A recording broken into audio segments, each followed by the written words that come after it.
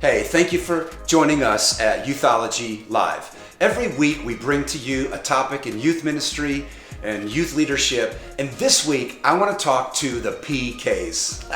That's right, the preacher kids, the evangelist kids, the missionary kids, the teacher kids. These are like the credential kids, okay? I want to give 3 challenges to this unique niche group.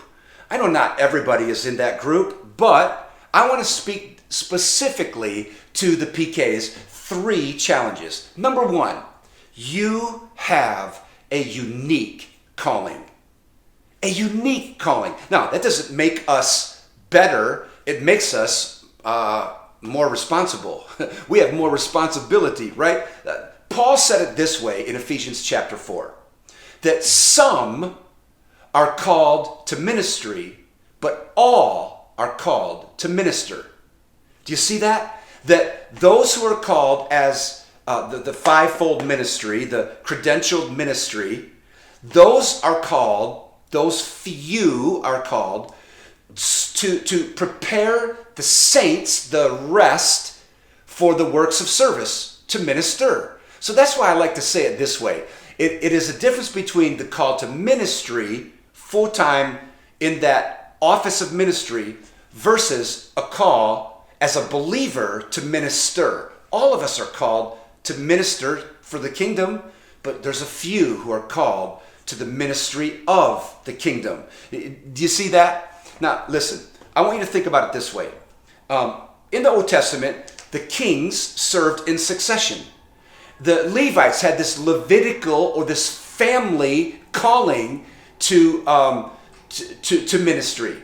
And so what we see is this familiar or successive call that rests upon not just myself or my wife, not just the mom and the dad in the ministry, but on the family. You know, we raised our kids with this unique calling, and we told our kids something very simple. God has called us as a family, but I want you to listen. I want you to hear, and maybe the Holy Spirit will uncall you and ask you to do something else. And that's okay. We'll support you 100%. But all of my kids came to us and said, we feel that calling to the church, right? And to Christ, to serve Christ in by building the church, that family calling, okay? Listen, I've heard many PKs say something like, man, I hate the church, but I love God. Maybe you've heard that before, right? Listen, the church isn't perfect, okay, but neither are people. So I just want you to see this unique calling that we have. Listen, do you know as a PK how many of your friends would love your home? Love the structure in your home? The fact that maybe you have a mom and a dad at home?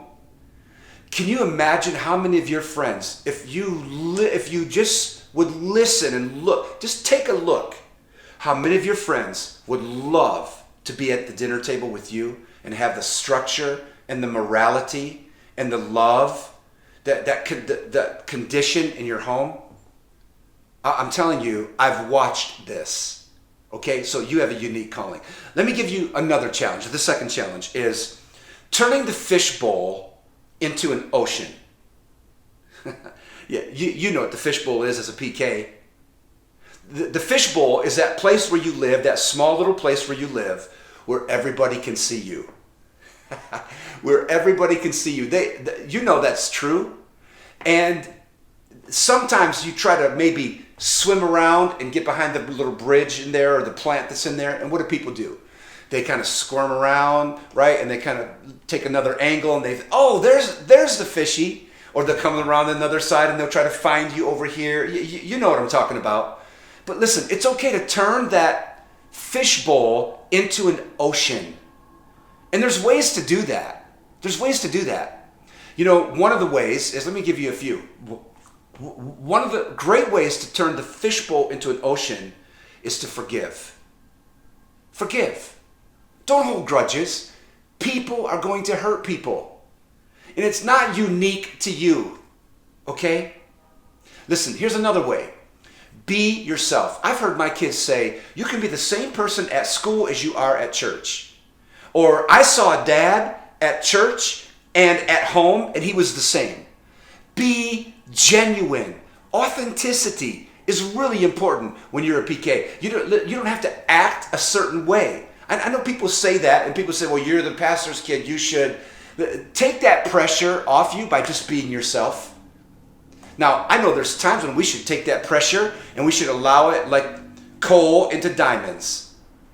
Oh, that's really important, okay?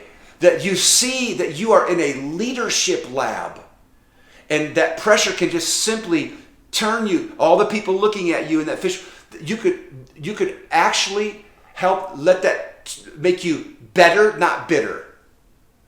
To build you and not break you. Okay, so that genuineness and that authenticity. Let me give you this other idea of this analogy of the fishbowl in the ocean. Do you think you're the only one who's going through pressure?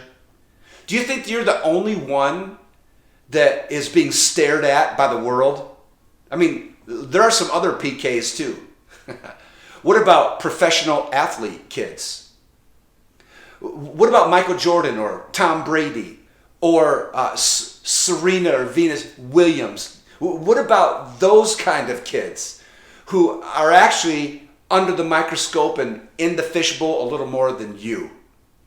And think about the pressure that Michael Jordan's first son, think about the pressure that Michael Jordan had.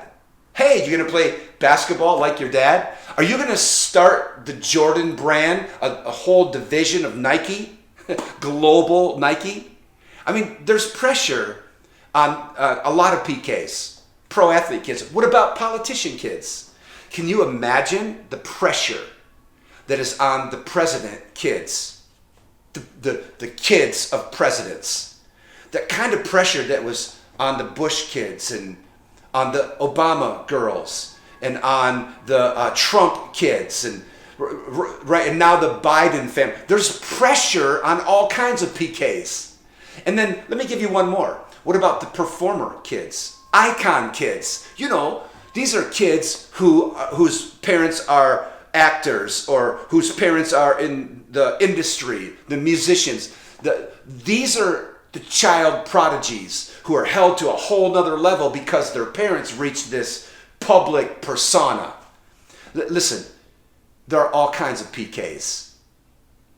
All kinds of PKs. You have to learn that you're not the only one. Let me take you to the third area, this third challenge to PKs.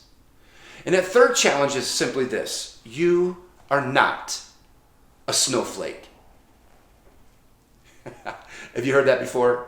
This generation, they're just a bunch of snowflakes. No. I don't believe that. I don't believe that you are weak. I don't believe that you melt under pressure.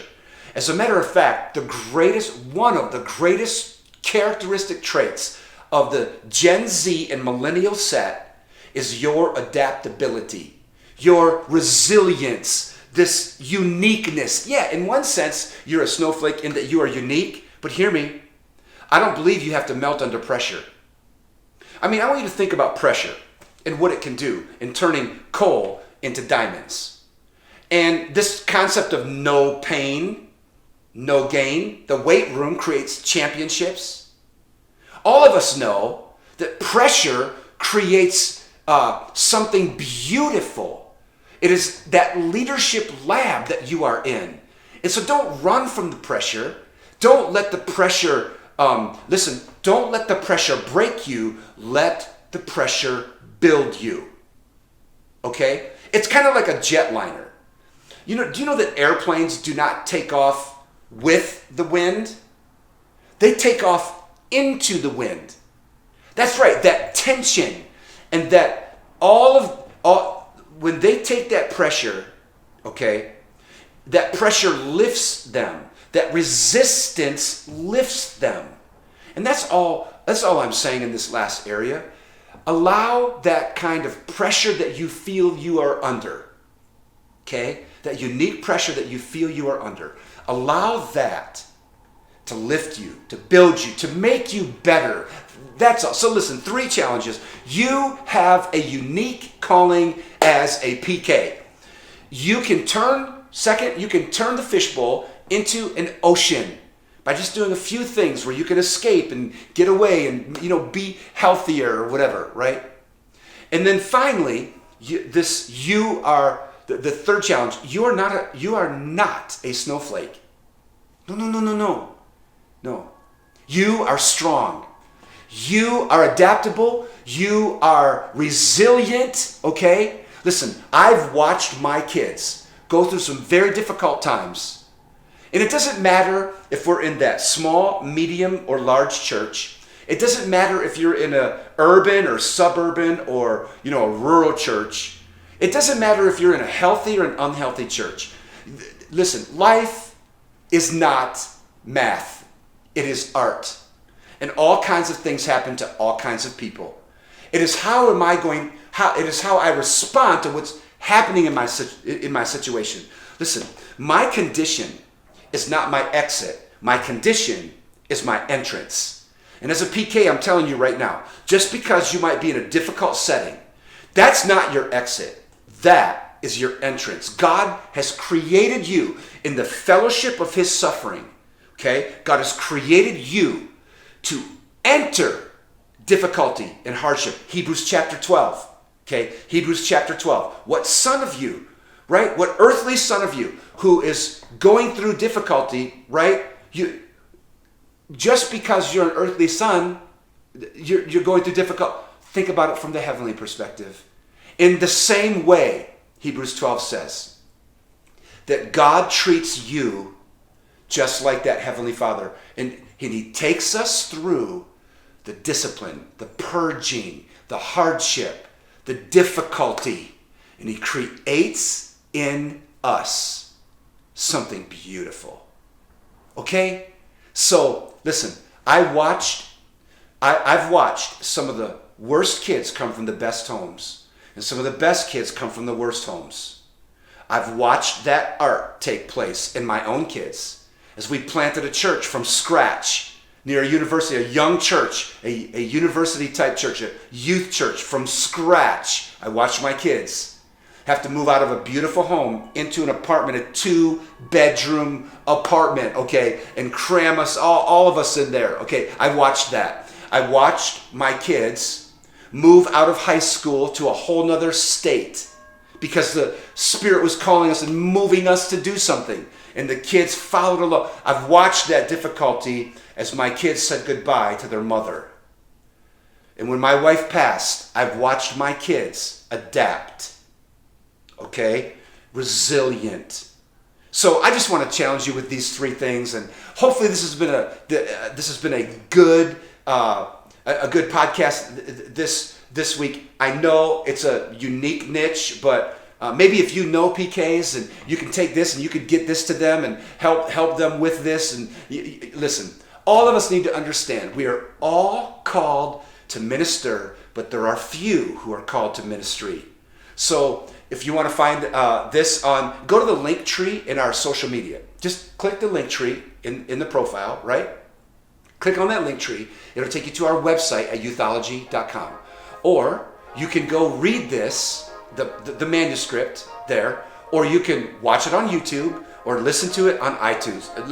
Listen, finally, don't miss an opportunity to follow along with us with these resources. We create these resources for youth leaders every week to help you. So take these, apply it to the topic each week, and thank you for joining us. I'll see you next week on Youthology Live.